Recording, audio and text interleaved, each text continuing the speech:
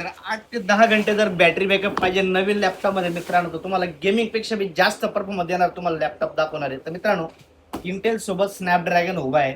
काय वाटतं तुम्हाला कोण किसपे भारी? तर मित्रांनो, हा कोर 5 मध्ये लॅपटॉप आहे, म्हणजे 14 generation i5 16 GB RAM 512 GB SSD 15.6 Windows 11 plus MS office regular बॉडीमध्ये 15S सिरीजमध्ये. याचा रेट आहे 58,000 रुपये. आणि दुसरा जो मित्रांनो HP ओमनी बुक मध्ये लॅपटॉप आला. HPची ओमनी बुक सिरीज नवीन लॉन्च झालेली आहे. स्नॅपड्रॅगन सिरीजमध्ये प्रोसेसर आहे, जो स्नॅपड्रॅगनला बॅटरी बॅकअप 8 ते 9 घंटेपर्यंत असतो.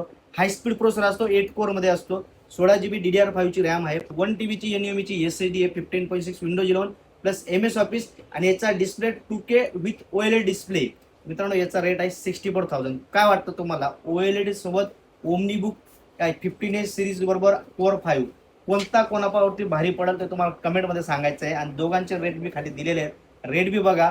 आणि तुम्हाला काय वाटतं योग्य कोणता लागतो तुम्ही बघा. मित्रांनो, इंटेलचा प्रोसेसर तुम्ही 7 ते 8 घंटे नॉनस्टॉप चालवा, गरम होतो आणि थोडा हँग वगैरे पडतो.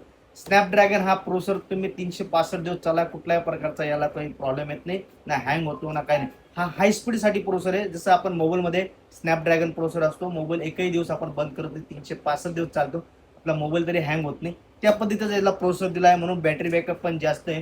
तुमची चॉईस, तुम्हाला काय योग्य वाटलं. सर्व कंपनी कुठल्याही स्टोर अजून दोघांपैकी कुठलाही लॅपटॉप बुक करू शकता. आणि लॅपटॉप कसे वाटले नक्की कमेंटच्या माध्यमातून कळवा. धन्यवाद.